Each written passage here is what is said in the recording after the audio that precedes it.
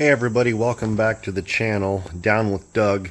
Just doing another video on my 4Runner here. We're getting ready to go camping this weekend. A couple of weeks ago I ended up purchasing an Encore ROG adventure trailer, and I figured before I really get her on the road I want to add a brake controller to it. I ended up going with the Redarc Tow Pro Trail kit. It really comes with everything that you need in it.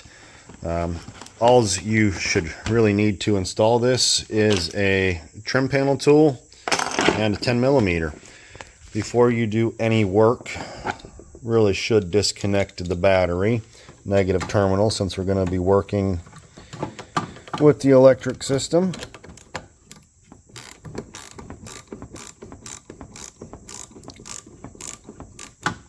It's just a 10mm.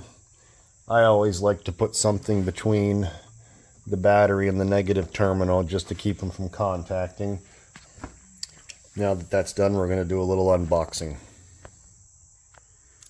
Off camera I went ahead and opened up the box just to make it a little easier. I've already opened this once, so it might not be in exact orientation. This is the vehicle specific wiring harness. This end plugs into the Redarc module. This end will connect directly to the port under the dash. It's wired for a factory brake controller, or factory wire to add a brake controller, and then there's just a ground wire. That was what was in the wiring harness box. It's the TPH021. This actually came with my 4Runner. It's the stock plug to add on a brake controller if you don't have a pre-made harness. The Redarc actually comes with the universal harness, which you can splice together, but this kit came with this one, so I'm just going to use that. The actual brake controller knob. It comes with a couple of different switch inserts in the box that fit various Toyota knockouts. And then the actual unit.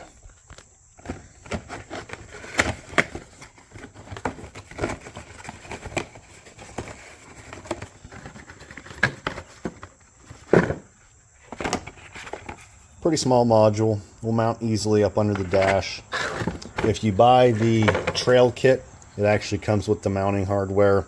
I believe it's 20 bucks. Could I make my own? Sure, but this was just easier. I'm going to pause this, and when we come back, we'll be inside the vehicle. Alright, here we are. Messy, messy, messy.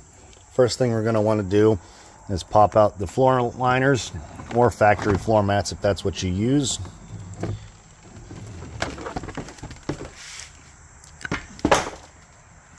Use this as a time to clean everything out.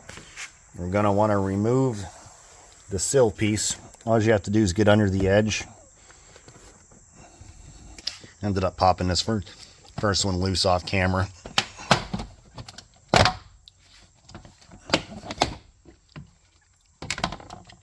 There's just some retaining clips that hold it in place. A couple of little clips here too. Then we're going to want to get into the footwell. We're going to unscrew this black plastic retaining nut.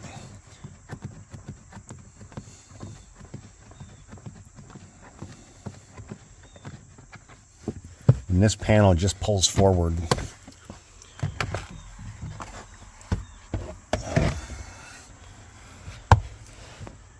Nice and dirty. It's like I own a dog.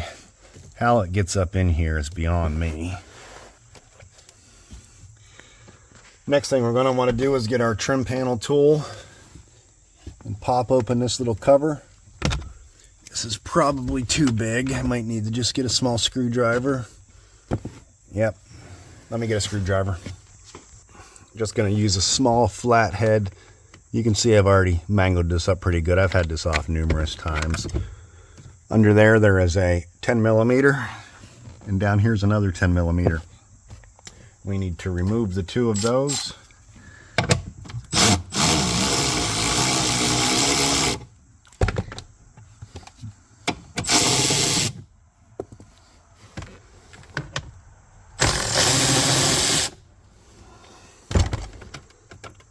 And another thing I believe we need to do to get this panel off is to pull out on this trim piece.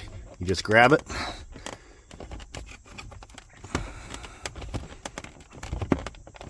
I'm going to set the camera down for a second just so I can get two hands on this.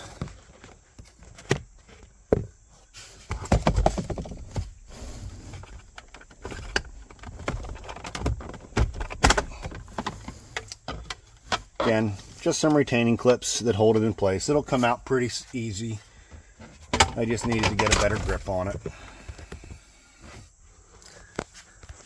Get this out of the way.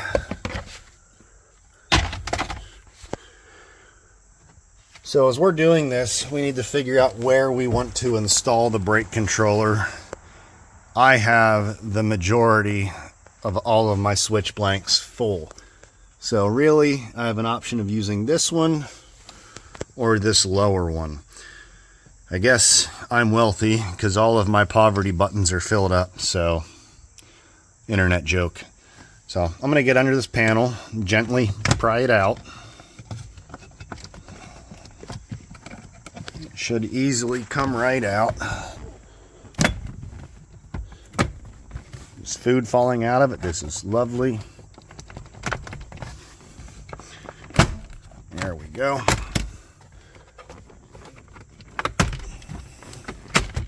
And really, you can just let this panel hang down. There's just some extra wiring that I had installed for various switches.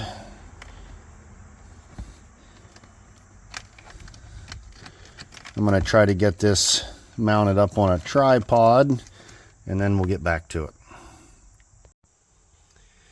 So I hope this comes through well for you guys. You really could use a second person to hold the camera here. Within the kit is the little bezel and retaining ring for the switch. This is the wiring that goes between the switch and the control module.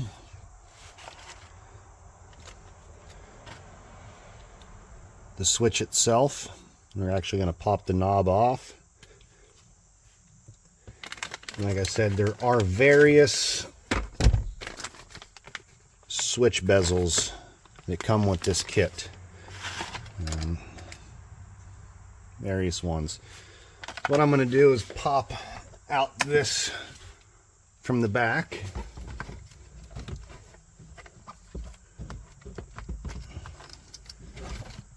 And just match this blank up to the one that came in the kit that fits it.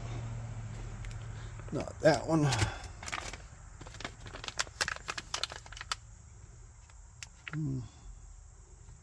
That one's pretty close. What's this one that came out? Not that one. So I guess we're going with this one.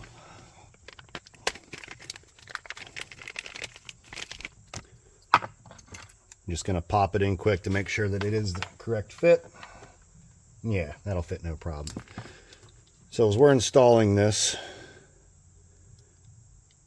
the switch is going to go in from the back.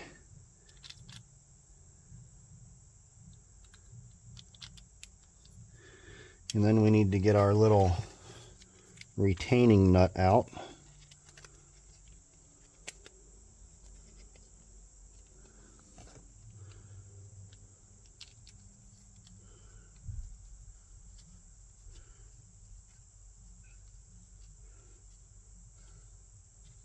Kind of hand tightening it. It's a plastic nut, so I don't want to break it. And then once that's all said and done, our knob will go over top. I'm going to put the knob on at the end because I'm not quite sure. Yeah, I'll pop it on where 0 is. What I'm going to do is unwind the cable that goes to the switch and make an incredible mess on the floor of my car. White to white, pretty self-explanatory. Just going to plug that in.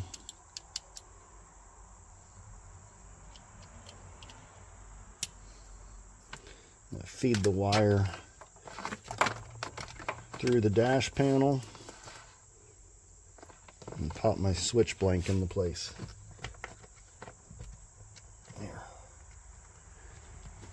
Easily fits right in there. Next thing we're going to have to do is wire up the main unit. We're going to use our mounting kit. It's just a lightweight steel rod. It shows on their website a specific place to bend this to mount it to the 4Runner. But basically this is going to mount right here. So we're going to have these two screws that mount there, and it comes with the included screws and nuts to cap it off. And then you're going to bend a 90-degree angle right here so that it mounts there and hangs back in this position. I do believe as we do this, we're going to mount it so that the main plug is facing back. I'm going to go get this bent and I'll be back with you. Off camera, I went ahead and bent the bracket. I just put it over the edge of my workbench and bent it down to make a nice 90-degree angle. And these just go on with Phillips head screws and some nuts. So this is going to end up mounting up here beside the steering column. So the next thing we're going to do is mount it in this location. Before I actually physically mount it, I think I'm going to go ahead and run the wiring through, just so it's one less thing.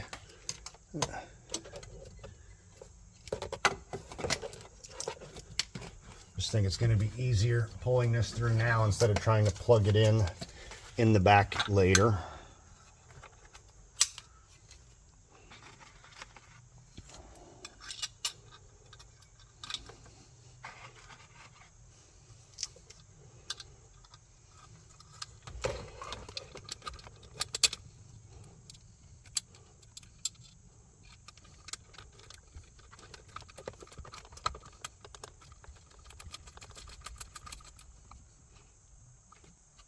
So that mounts right there. And I lied, you'll need a wrench on the backside to snug that up. Pretty tight. You could probably get a ratchet behind it, but I think that's going to work okay. So then what we're going to want to do is get our wire from our knob.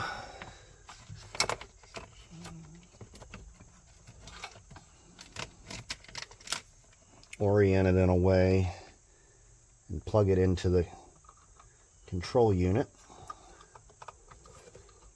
After this is all said and done, I'll clean up these wires, but I'm just trying to give you the general idea of the install.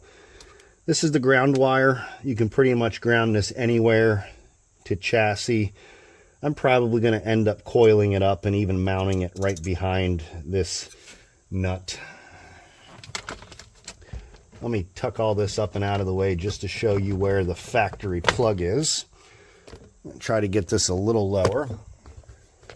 The factory plug sits down here. I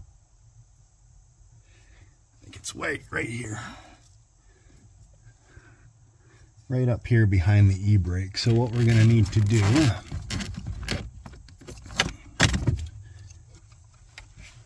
just looking for a neat way to run this so I'm not pulling on anything that doesn't need pulled on.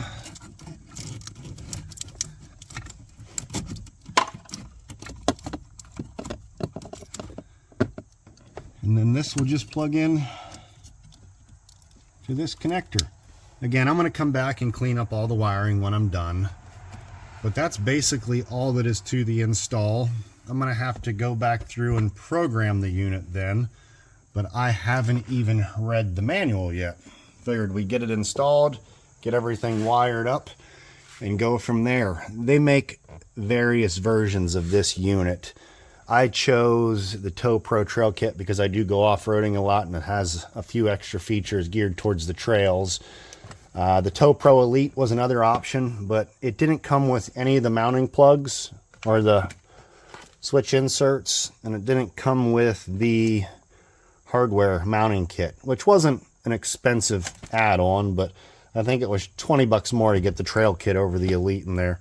From what I read online, nearly the same kit with the exception of the off-road feature on the controller. If any of you have any questions, feel free to drop a comment below. Thanks for watching another video. I'm going to get this all buttoned back up, get the wires organized, but now you know how to install the Redarc Tow Pro kit. Thanks for watching.